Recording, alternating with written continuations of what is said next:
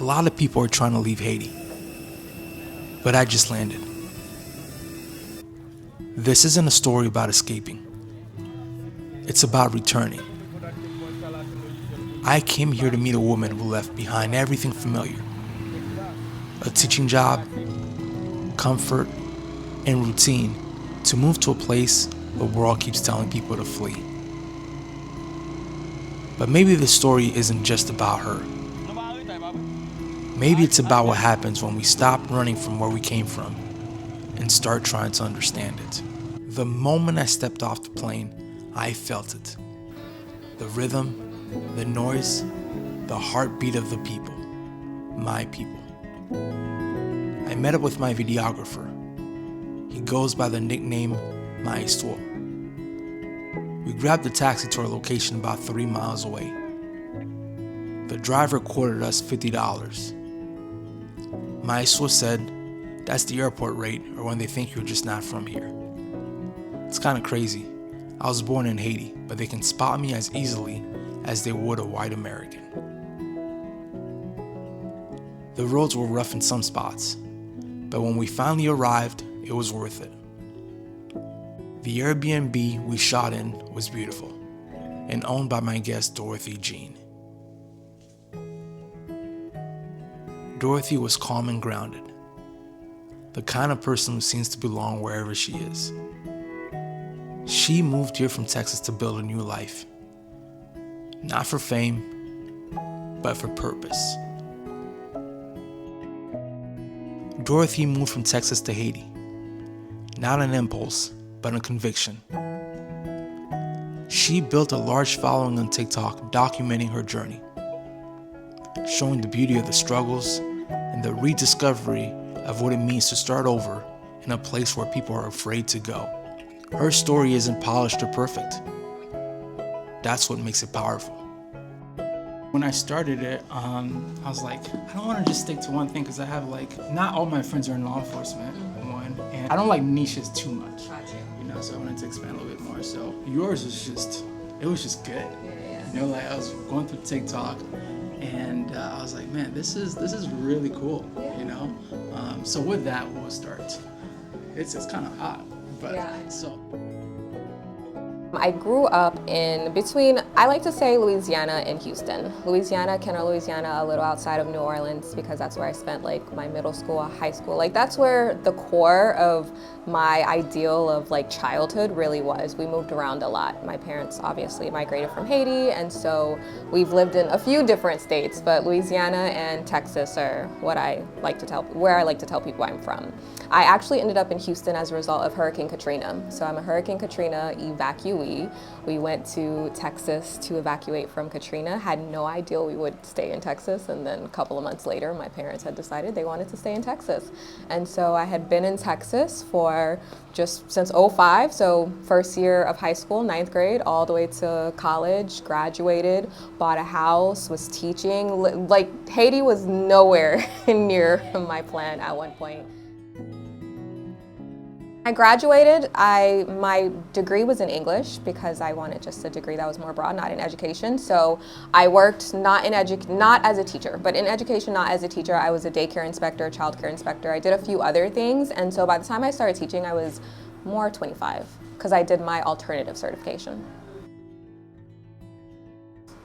It was great. It was great, but at the same time, when you want something so bad and then you finally do it and you're like, this is what I want, but not in this capacity in a way. I learned a lot teaching. I also learned what I didn't want for myself as a family. As a teacher, I would always say, I got to see, so I'm in Texas, so we have a lot of migrants. So we've been dealing with immigration or migration since before it was a thing, before Donald Trump. And so I got to see my story, what my story could have been through my students in a way. If my parents were not so determined to make sure that not even just determined, but if they weren't so involved in making sure that we got good education and that we could speak the language and that just different details. So I worked at a school where we had a lot of migration from students that weren't just Hispanic, but coming from the Middle East at the time where that was really kind of becoming really much an issue over there. So I had a lot of students from like Iraq, Iran, Pakistan. I had a lot of,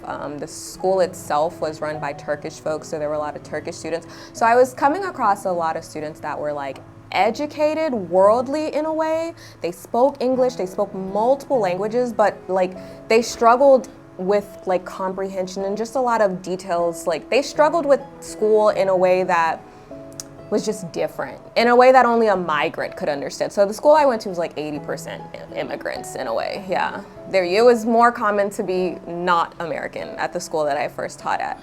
And I was there all of my teaching experience. And so it was a great experience, but it also opened my eyes to like a more worldly view. Like I was like, there's so much more to the world than just like what we're experiencing here. Like you have students that can speak like 7 languages. They've lived in multiple countries. They've experienced like having to flee and do all of stuff and had a lot of life skills, but really we're insecure because maybe they couldn't pass the state test or like just different things. And I would look at them and be like, for me, like as just a typical American or whatever, I'm like, man, you are so valuable. Like, don't stress yourself. I was an interventionist, so that means I worked with data, and so I knew all the students that were struggling like as far as state tests, because it's really important that schools keep their scores up and stuff like that. So I evaluated all of that data, and so I knew all the students, and I would always look at the data and look at the paperwork and see their insecurities or like what bothered them, but at the same time looking at them like, you are gonna do so well in life. Like I just saw them with so many life skills that I felt like, man, like I lacked. And so at that point I was like, I want kids that can have a more global experience. It wasn't necessarily Haiti, that's just where my mindset was. I was like, I want kids that have global experience, but that means I need to create a life where I have a global experience. So growing up, I didn't have a huge Haitian community. So I was Haitian in the home. I knew I was Haitian, but I didn't really have like the language like, oh, I'm Haitian-American. Like this was before diaspora wars, before everybody was like obsessed with what are you? So I just knew I was Black and I knew I was Haitian, like my family was Haitian, but it didn't really come up outside. But at the time I grew up in Louisiana, there weren't a lot of Haitians as well. It's so interesting for both New Orleans and Houston. Now there are so many Haitians in both cities, but while I was growing up in both those cities, there weren't that many Haitians. So I wasn't running across Haitians. I didn't have Haitian circles outside of my family, like immediate family, and then some extended like aunts and uncles and things like that. So I always knew, but it didn't become like an important part of my identity until college, because I did go to an HBCU. And so, at an HBCU, everyone's Black, but then now you start to get into like the layers and the details of like, oh, everyone's Black, but there are so many different members of the diaspora. This person's Caribbean, this person's African. And that's where people started to ask me more like, oh, Jean. I would have professors, Jean, oh, okay, your last name is Jean or Jean? And then I would start to feel some type of way, because now they're asking me, and I've never been asked these type of questions. Like, oh, yeah, it's Jean, but sure, say what you want. I say Jean. And then you get that look like, well, why do you say Jean? I'm like, it's never come up. My family says Jean, I say Jean. And it was at that point I started to like feel like, I'm meeting people that know so much more about my culture than I do. I'm meeting professors that are recommending Haitian literature to me, books to me, like that are excited. I'm meeting people that, they spent time in Haiti. They worked in Haiti. They have Haitian art. They're like, oh, yes, I went to Haiti back in the 80s. I have this Haitian portrait. And so I started to really realize like, oh, like, I'm Haitian and that means something. I did speak Creole in the home. My grandma lived with us, both grandmas, both paternal and maternal grandma lived with us throughout our years. So I always spoke Creole, and I didn't think it was good. My family would make it seem like it wasn't good. It wasn't until I moved here that I'm like, y'all tried to act like my Creole wasn't good. It wasn't bad. So you think your Creole's pretty good now? I think it's okay. I mean, can we hear it? Yeah, we can. Mwen pase Creole mwen normal. Yeah. Okay, I'm not a good judge. So as I started to get older, I would meet like Haitians, and I was about to say actual Haitians, but you know what I'm saying? People that were fully immersed in Haitian culture. And so my parents are from Okap. They're both from Cap-Haïtien. And so something as simple as like, we were reading a Roxane Gay book. The one about the kidnapping. I don't remember the title, but the one about the kidnapping. And it was something in the setting of the story. We read it for a book club, and it was something about a Haitian book club that I had. And it was something about the setting, and they were talking about like mulots and different stuff like that. And me and my sister and another friend of mine who were all from the north, we were like, why in all these Haitian books, and like they always paint Haiti, this is just a simple example, they always paint Haiti as like a diverse community as far as racially diverse. And I'm like, no, I don't know why they always do that. Like everyone I know from Haiti is black, like, you know, real black. And so it was just little things like that. And then there were other people on the book club. I remember this other guy, he was like, are y'all okay? Like, what are you talking about? Because we felt like the depiction of these characters was not accurate. And he was just like, what are you talking about? Like, are you not aware that Haitians don't only come in one color? Are you not aware that there are different people that live in Haiti? Are you not aware that and we were not aware. And so there was just a lot about Haitian culture that I didn't know. Even the conversation of like voodoo, like, you know, I grew up in, you know, evangelical Christian Haitian community that like, you would hear stuff like that and it's like, oh, that's just like what they do to demonize our country. Like, that's not true, that's not, but then you would meet other Haitians that are like, no, that's rooted in our culture, in our blood, that's who we are. And so it was just all these kind of little details that growing up in a very small bubble of Haitian culture, like I just did not know any of that. I didn't know what these festivals were.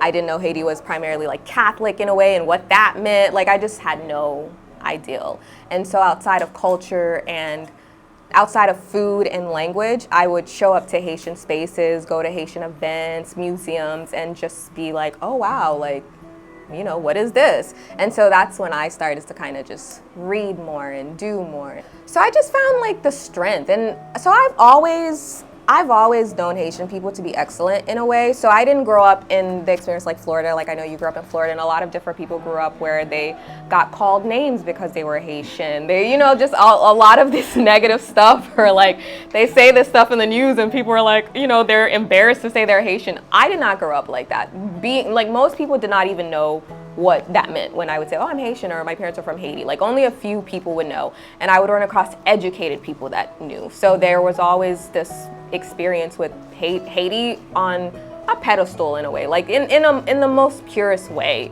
And so I was just coming across more like, you know, artists that were Haitian, musicians, writers, different things like that. New Orleans, I spent some time in New Orleans and didn't even understand like just the role Haiti played in the Louisiana Purchase and just different things like that. Like I just didn't really know. And so I just started to discover those things and really just fell in love with Haitian culture as far as like, wow, that's like really cool that this country gave itself independence. Like you hear that growing up, you get it, but do you get it, you know, like what that actually means, and to say that it's still fighting till this day and still suffering in a way, like just really started to understand.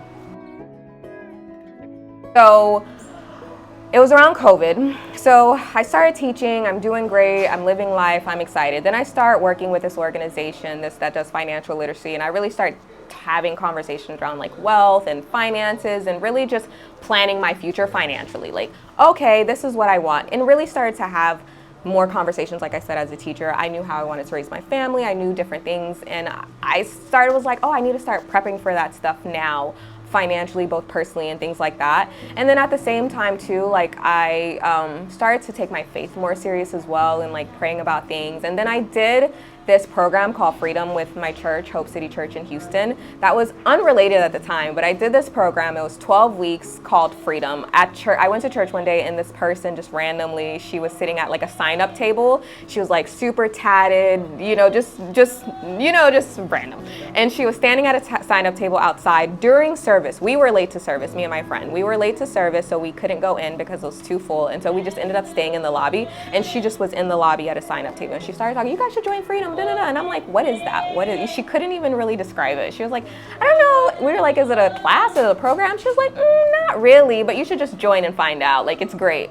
And so we joined Freedom. It's 12 weeks of like understanding what it means to be like free in Christ, and just really understanding what it means to focus on like the tree of life versus just the tree of like good and evil and like condemnation and stuff like that. So it was a really great program for me. But during that program, every week we had like a counselor in a way. We had like a leader that would pray with us, and like that leader was the only person that knew what we were praying for during the entire 12 weeks. And so during that time, I'm praying for more like freedom in my life. Like I'm like, you know, God, I need like financial freedom. I feel like I just want to do more. This was after COVID too. So after COVID, everyone's reevaluating their life. And I'm like, I feel like I've done what I feel like I've hit my ceiling here. Like as far as just, not just in the States, but just in life. Like I'm like, to reach my goals, I'm like, am I really gonna teach for 20, 30 years, like, you know, and make $50,000 a year forever? Like, you know, how am I gonna make these things happen? My parents are getting older, they wanna retire in Haiti. How are they gonna do that? Like, you know, just really kind of capping myself at what I could see in reality. And that was one of the things in Freedom. They asked us, how much do you trust? Like, where's your faith level? And they used like an ocean. Like, are you knee deep? Are you ankle deep, knee deep, waist deep, or whatever? And I was always, and I put like in my journal, I was waist deep. And I'm always like, I was always waist deep in my faith. Like, I trust God, I believe God, I know God's there. But when it came to like job security and finances, I was like, or just dreaming bigger than what your current bank account can take you, I was like, nah, like I don't see, you don't see miracles. Like I'm not, you know, I'm waist deep. I was just honest with myself. And in prayer, I was telling her that, like, and my leader was Haitian. We spent the entire like 12 weeks. I didn't know she was Haitian because, like I told you earlier, she didn't look like phenotypically like what I thought a Haitian looked like. She was more like, she looked Caribbean. I could tell she was Caribbean, but her accent was more like East Coast Caribbean. So I couldn't pinpoint that it was Haitian at the time. And they had like a worship night at their house one night, and her husband's the one that called it out. He was like, oh, your last name is Jean. And he was like, oh yeah, Haitian. And I'm like, yeah, are you? And they were like, yeah. And then she's like, I didn't know you were Haitian. And we've been praying together. She's been my leader. And there's only like 3 Black people in this group for 12 weeks. And the only other, like one of the other Black persons is my leader. And we're both Haitian. And it's funny. And so I'm telling her all 12 weeks, like I see myself something different. And specifically, like I wanted to live abroad, I just didn't know how or what. Like, so I was praying for business ideals, I was praying for like online stuff. I was like, you know, really like, God, give me creativity to, you know, build an online platform for myself, an online business for myself. So that's what I was praying for, so that I could have freedom to live somewhere else. I didn't know where though. So I had quit my job during Freedom, like just going all out on faith. I quit my job in October. Nobody knew. My family did not know. Freedom ended in December. Quit my job in October, spent October, November, and I told God, I was like, I'm gonna pray about it. I'm gonna go all in. I'm gonna like really do my research on this online stuff. And if I can figure something out, great, I'll do that and just have a different life. And if not, I'll just start applying to jobs in January for the spring semester. And that's how it was. And I didn't have like a specific ideal. I just knew I wanted to work remotely so that I could have the opportunity to live somewhere else. Yeah. I didn't have an ideal of where yet. I was thinking like South America, like, oh, I'll go live in Colombia and like learn Spanish and things like that. But in the back of my mind, Haiti was always like an option because my parents were from Haiti. They were building and investing already, but I just didn't see it because Haiti is one of those places that you believe you need a lot of money. There's a lot, you know, and I was like, even if God gets me an online business, like I don't think I'll be ready to be like in Haiti. So I was like in the back of my mind, but like further back. I was like, let's get the first step. Let's get an online job. And then Freedom ends in December. There's a huge like conference festival thing. And people are like catching the Holy Ghost. People are testifying. People like, everybody's like excited. And at Freedom, I was like, you know, God, like this was a great experience, but I don't feel like my prayer was answered. And that's just kind of how I left Freedom. And I just left it like that. And then I went to Haiti with my family for a vacation. We went every December leading up to that. And my parents, they had finally built this house that every parent is building in Haiti. And so we had a lot of family with us. We were at this house finally, it's Christmas. And then they're having a private conversation with some of their business friends and partners and stuff like that. And they're telling them how like they just bought this gas station in Limbe, but they don't know like how to run it, or, you know, asking for like help and referrals and things like that. What are they gonna do? Because my parents don't live here. And then I just, in overhearing them, I'm like, oh, I could run your gas station. I can stay here.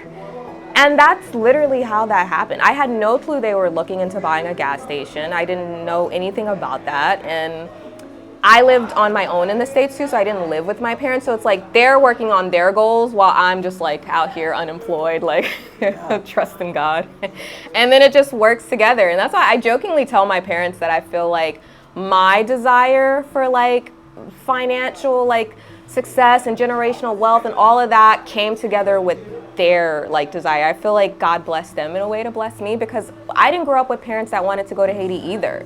So it's not like that was something I grew up hearing like, oh, we're retiring. That was more so recent for them too. Like as they got older, it's like, I don't want to live here anymore. I don't want to die in the States. And so they started doing really well career-wise and building in Haiti while I'm in my own lane, like trying to figure out how I'm going to make it out of the country. Yeah, and so it just works, yeah.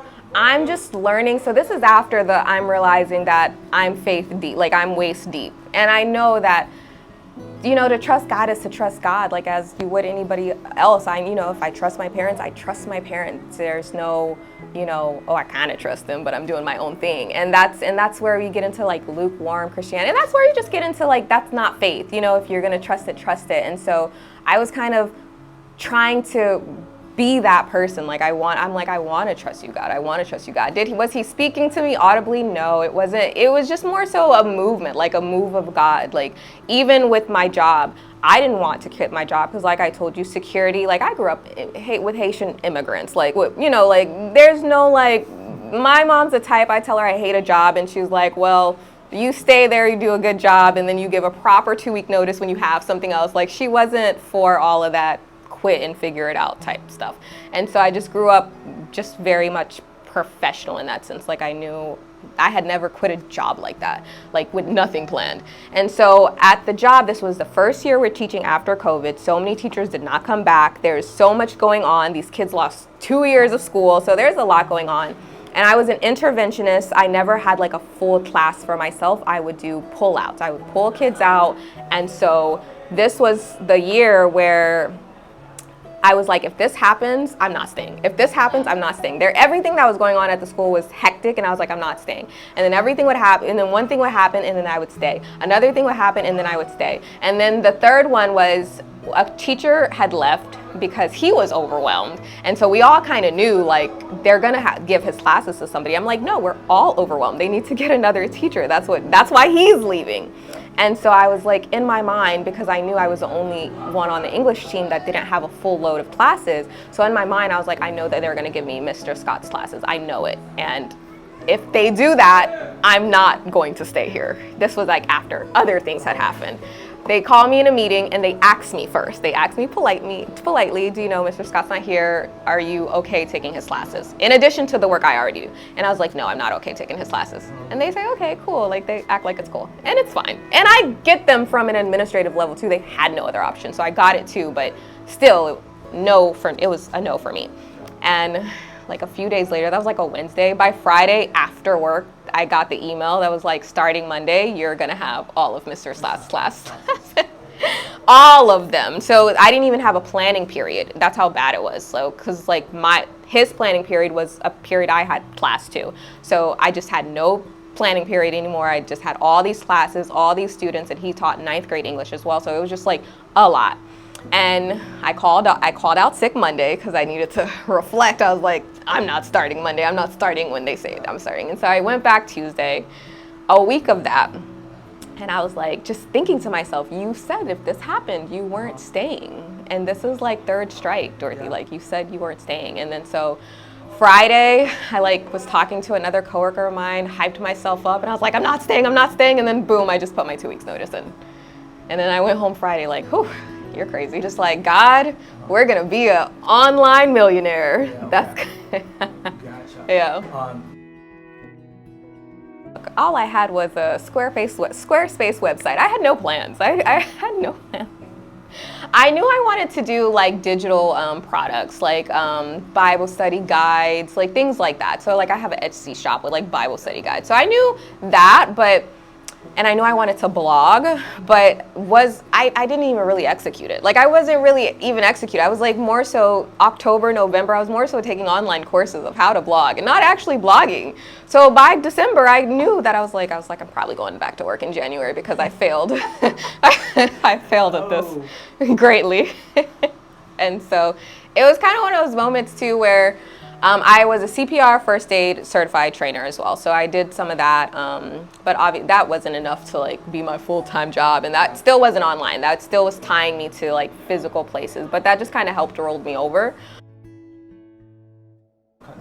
Okay, so as I mentioned, I was preparing financially, like trying to be financially independent, financially free. So there's a lot of work that I had already started doing prior to even knowing I was moving to Haiti. So I was already kind of like, you know, on a journey, pay off all my debt by 30. So I had done that. When I moved to Haiti, I was 30. So that was already accomplished by like my birthday. And so I just had a really light life. Like I had a home when I moved, I had a condo. And so the only bills that I had was my condo and like my car note, and my car was a lease. So there wasn't a lot that I felt like I was leaving behind. There wasn't a lot of things that I had to do because I was already ready in a way. And so I was in Haiti with my family when that decision happened, and then that was December, spent Christmas in Haiti, and then I was on a flight to the States in January, like January 1st, packed up some clothes, like just a suitcase full of stuff for the month or whatever, and then I left. And then like I was in the States for like a week, and then I came back like the second week of January, and then I just went ahead and started. So that's how it was for me. And because my parents already had a house, it felt easy. Like it felt like I was just spending time in Haiti. I think till this day, it hasn't really like settled that I've like moved, that I like live here. I don't know. There's just no understand. It's just like I'm just here. But I think when it became really real for me was when I sold my house. I sold my house last year. So prior to selling my house, I had a home base in the States, so I would go home. The first year, the entire first year, I still had my home. And then the second year, I started renting it out. That tenant was giving me some issues, and he ended up leaving. And then so it was back just empty. And then that's when I knew I had to make the decision. I was like, okay, Dorothy, if we're gonna go all in, like let's go all in, because we can't keep managing two lives. And so the first couple of years it was like back and forth, like, you know, I'd be here every quarter. I was like in the States for like a month, just handling stuff. And then once I sold my house last year, I sold my house last October, that's when I knew like, okay, Dorothy, there's no more home base. Like everything's in storage, cars are sold, everything, like you don't have anywhere to go back to. And you know, it's been good. There's no feeling of like permanence. Like I didn't feel like, oh, I'm here and now like it's permanent. Like there's no feeling of that. It's just, I don't know how to describe it. I just feel, and so my first year here too, the first couple months, the gas station's in Limbe too. So it's not even in Okap. And if you've been to Limbe, the road is terrible. It's not paved, it's terrible. And at the time I moved here in 2022, Limbe was like chaud, like what they say, chaud. It was hot, the block was hot.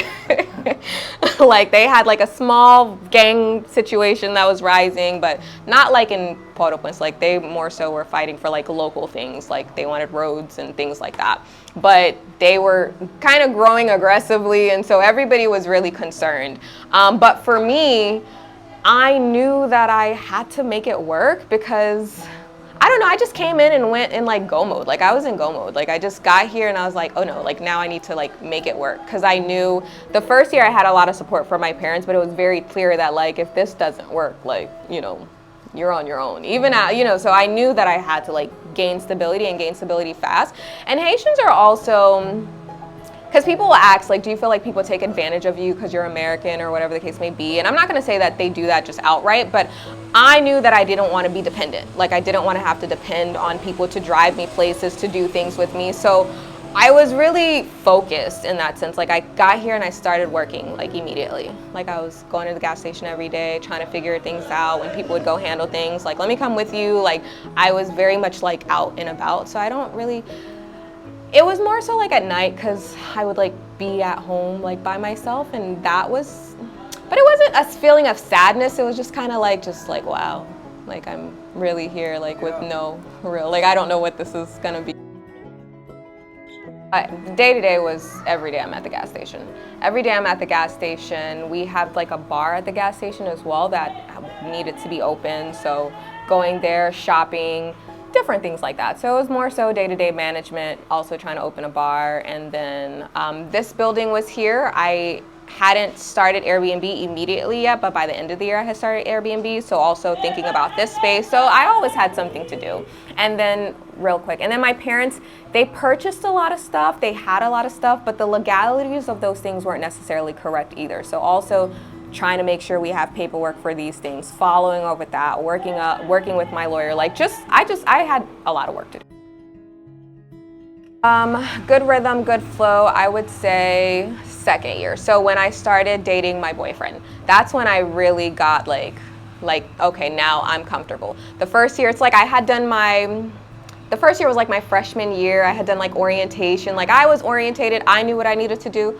And then the second year when I started dating him, that just like really, like, you know, it's like sophomore year. Like, you know the school now, you have the friends, you know where to go, and he really added a lot of stability to the things that were difficult for me, were still challenging for me. The conversations that were still challenging for me to have, like he really brought a lot of stability into that. So I met him in Limbe. So he used to work with me at the gas station. So I know, he used to work with me at the gas station. He was our director. And then, so with our gas station, so I don't operate gas anymore. The space is rented. I did not like the gas business, but that's another conversation. We don't have to get into that. But he's similar to me in that really calm. So like I said, Limbe was really hot. And so we were getting like letter threats, not threats, but like, I guess they're threats. I don't know, like pay us this amount every 2 weeks. Is that that's a threat, right? So we were getting like letters. We got like robbed at gunpoint at the gas station. So there was just like a lot of moving points, and my parents no longer wanted to be involved. They no longer wanted me to be involved. They no longer they were like, we're good, Dorothy. You don't have to go there no more. Like, we're good. We're good. We're not even making money. Like, this is okay. But I didn't want to let go like that. I didn't want to let go. And so a lot of people were kind of like letting go. A lot of my family and friends family that would go with us and be with us, a lot of them, just for their own life circumstances too, they just could not be going to Limbe with me every single day. And so I was going by myself, kind of handling things by myself. And then when I decided to close or I was like, I need to do something. And he was the only person that was with me. Like, he was the only person left. I had a cousin that was here with me for a couple of months as well, helping me manage. He ended up leaving. I had another young man that was like my mentor in gas. He ended up leaving. So like, it was like the two of us. We were the only two managing this gas station in Limbe with all this heat happening around us. And everybody's like, why are you guys still there? This is crazy. But he just felt comfortable enough to manage it, and I'm like, okay, if you're gonna go with me, I'll keep going, because I was ready to give up too. I always tell people, like, I don't know if I would have made it this far if I didn't meet him at that time that I met him. Once again, like, just God's timing. And at the time, not even on like a capacity, like we weren't even like dating or anything like that. It was just more so like holding on to each other to make this work. And he just was so invested as well in seeing it work, and I was invested obviously because of my parents. Like, I'm like, guys, like, you purchased this gas station, it wasn't cheap, so like, I'm not gonna just give up. Like, if they want to come get me, they gonna have to come get me, and they could take this $2 in my pockets. Like, I just was not playing with them either. Like, I didn't like that at all. The whole time I'm trying to decide what I want to do as far as like, so to go back to that, one thing, there is police here, and there is police in Okap, there's police in the north, and thankfully for them, they do their job. You know, they do their job. I think there's this like misconception that like police here are just crooks and they don't do their jobs. My boyfriend had a good relationship with the police department there as well at the time, and we were like, if we're gonna give anybody money, it's gonna be the police. So when they would come, even before the threats were happening, it was like, if, you know, because once again, we got to Limbe when it was already hot. And this was at the time where gas was rare too. There was a lot of issues in Port-au-Prince where gas was not getting to the north, like, quickly. So there was like, this was a time where gas was being sold on the street in gallons. Like, this was peak, like, gas is a problem in Haiti. So we always had a good relationship with the police department, because every time we would sell gas, we would sell out in like a day, and we would need them there to kind of manage like population control and things like that. And when they would come, we would give them gas, you know, just give them money, like whatever they would need to do their job, because sometimes the police are here and present, but there's no gas for their car or whatever. Like, and that's what I mean by like government needs to, you know, like you could have police that want to work, but if you don't give them material, then they can't do their job. So we just had a relationship with them in that sense, and my boyfriend had like friends that were also police officers as well. So they became like a really good ally for us. So even when things would happen to us, they would really back us up. So it's not like we were in Limbe just like alone with no like, you know, allies or resources. So I feel like there's no gang problem in Limbe anymore as a result of the police really like, you know, handling that. So yeah. So corruption, so let's just kind of clear it. Corruption is embedded in culture, like in the community, as it just is. It is what it is. And so there, you know, corruption is corruption, so there's not good corruption, but it's everyone's not doing it necessarily like with, corruption is corruption. So, you know what I'm saying? But so it's like a means to an end for a lot of people. And so I can't speak for everywhere in the country, but so you have a police force that they don't necessarily, not just police, just in general, they don't necessarily get paid on time. They don't necessarily get paid well. They don't necessarily get material. They don't necessarily, you know, get what they need to be successful in their job. So you have that. And also there's no, what is it? So a lot of these systems as well, there's no infrastructure or there's no like monitoring of these systems to make sure that justice is served. And so sometimes cops, they fall into that lane of corruption because they know either way it goes, you're not like, justice isn't gonna be served if you are out in the street and you don't have a license. Like they know they can't give you a ticket, because even if they give you a ticket, one, they don't have tickets. So even if they tell you, go get your license, go down to whatever, someone else is gonna be there ready to make $1 off of you anyway. So there's no, you know, there's no process, there's no steps for that. So it's like, if I'm the cop that's stopping you and you don't have a license, you know you're supposed to have a license, I know you're supposed to have a license, there's not much I can really do legally. I mean, they can make things up, they can do stuff to annoy you, but at the end of the day, it's just gonna be one of those conversations of, let me go, you know?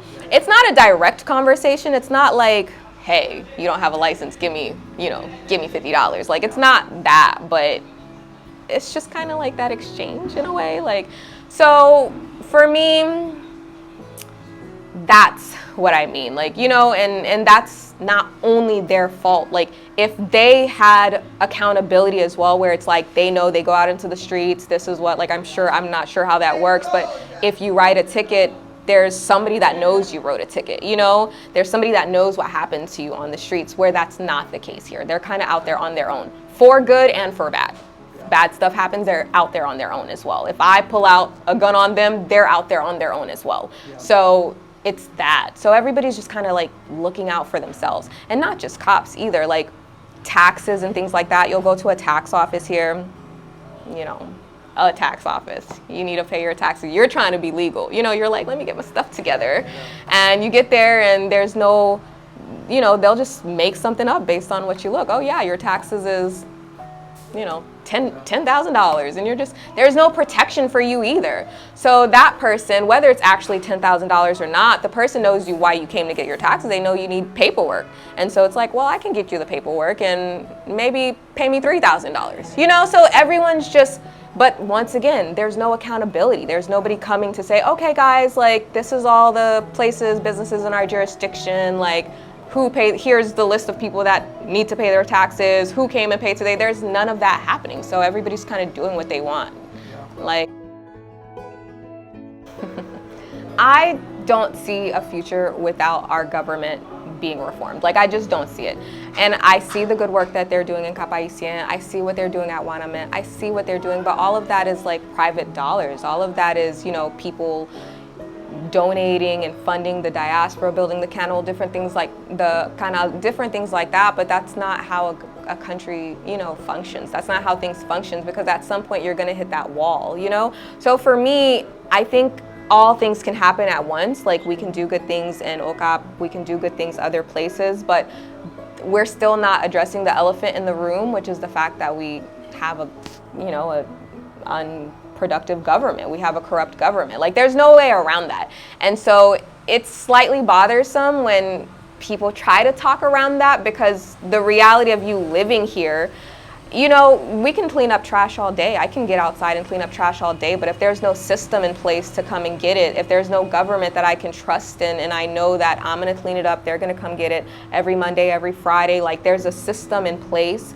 then there's, you know, what's the point? I'm gonna feel like, what's the point in picking it up what's the point of cleaning it if they're not gonna come get it? And I just feel like that trickles down to everything else. If our government is corrupt, what's the point of me even, and this is not my, you know, I'm just saying, just this is not my personal like actions, it's just, that's, how do people not get to that point? Like, what's the point if we're just going to ignore the fact that our government is not, you know, solving the issue at heart?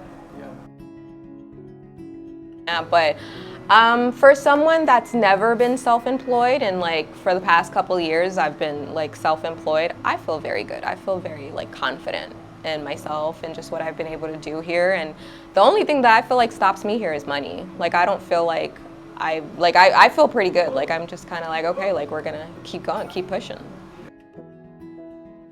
I would say do it. Yeah, I would say do it. The one thing I like about being here, in comparison to like life in the States, I like the US too. So this is not like a one is better than the other thing for me. It's just, in the US, it's really easy for me. It's really easy to become reliant on and dependent on the systems around you. You know, like I have a degree, and that's how I operated. I had a blueprint in my mind. Go to college, get a good job. You know, I worked for the state, I've worked for a school district, so I've always had kind of pretty stable income and stuff like that. And I always felt really secure in that. And I never really had to think about like being self-sufficient, what that would look like. And you know, if that was possible. And I feel like being in a place like Haiti has really helped me to be unafraid of life in a way, like believe in myself to the point where it's like you can live a good life, you can create income for yourself, you can create opportunities for yourself. And I feel like a place like Haiti makes it easy. So I do recommend people to, you know, even if they don't want to live here full time, but to start to build something here outside of, like, play in multiple fields, like play in multiple games. If the US is one like setup, you can, you know, build there, but also try building somewhere else where maybe it'll be a little easier for you to build. And I feel like Haiti has allowed me to build a foundation that I feel really confident in. Like, I feel like, okay, like for example here, if you don't have money, you just don't have money. And you know that. And you're the only person that's gonna know that. But if you've built your house, you know you've built it. You know, if you only had, same thing with like a down payment. You're buying a house in the States, you have $10,000 of a down payment. That $10,000 down payment means nothing if a year later you're out of your job. Whereas here, if I have $10,000 and I've bought my land and I build a 4-block situation, I'm in my 4-block, you know, my house with 4 walls, no doors or whatever. I'm there by myself, but at least I know I'm at level 2.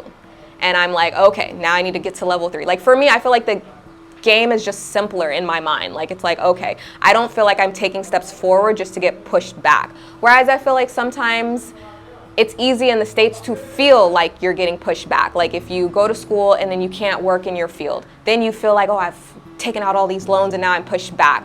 Whereas like in a system like this, I don't feel like you feel as pushed back as much. You might feel like at a standstill, but it's not like a pushback.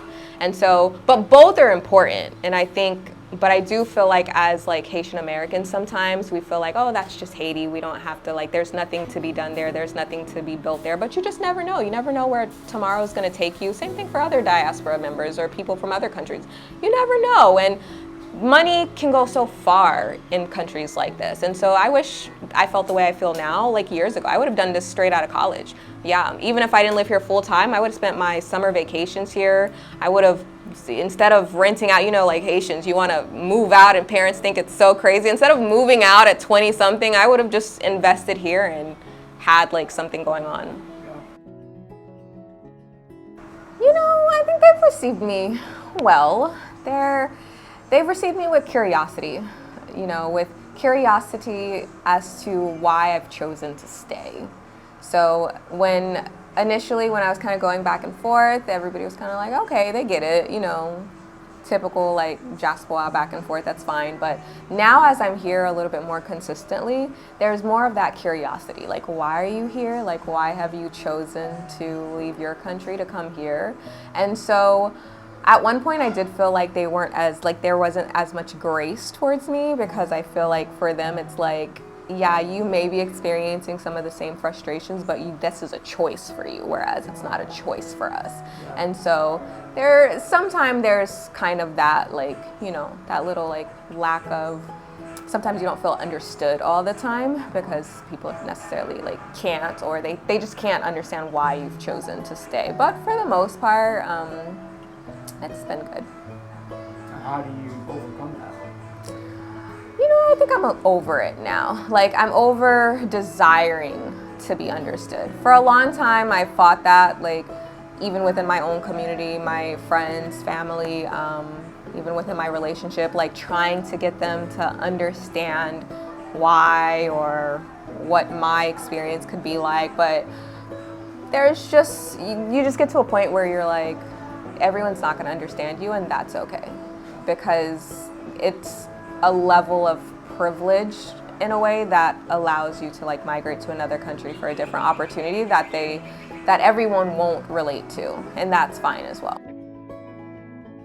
The question I get often, and no, I don't. God willing, no. And I've had people like in TikTok comments like say she'll be back in a couple of years, or like just being discouraging, but I'm like in the comments like, I rebuke you, no, like I mean it. And it's not because there's anything wrong with the States, and there's not because like, oh, like I love here so much. But for me, my life goals and the way that I have envisioned my life is, it's a no.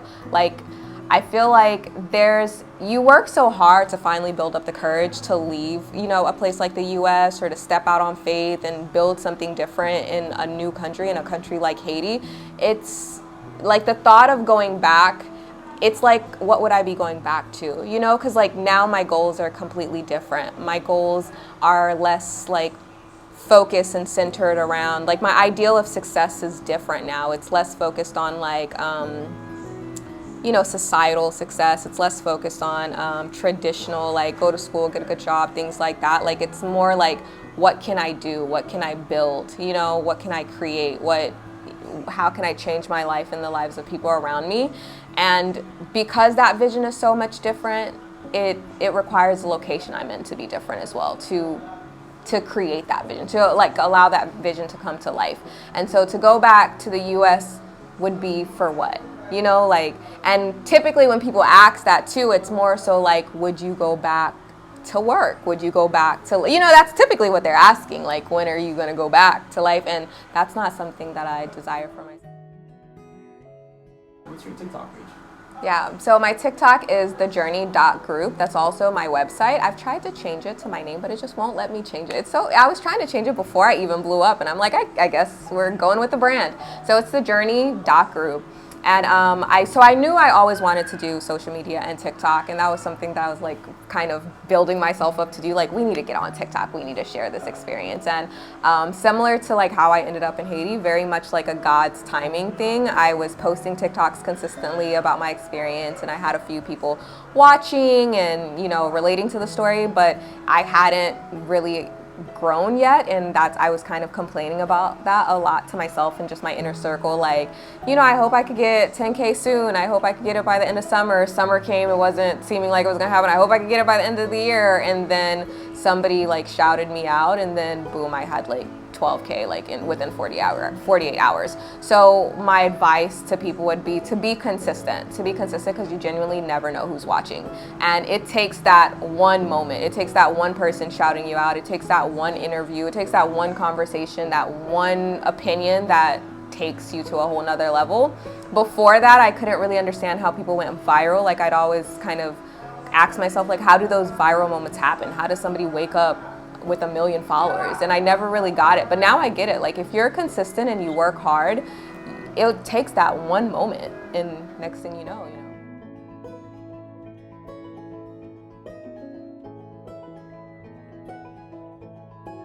After the interview, we grabbed dinner and walked by the water. This trip made me think about strength resilience, and what it means to live intentionally. This story isn't about leaving or staying. It's about remembering where we belong. Because sometimes, courage doesn't look like running away from chaos. Sometimes, it looks like choosing to stand in it and still calling it home.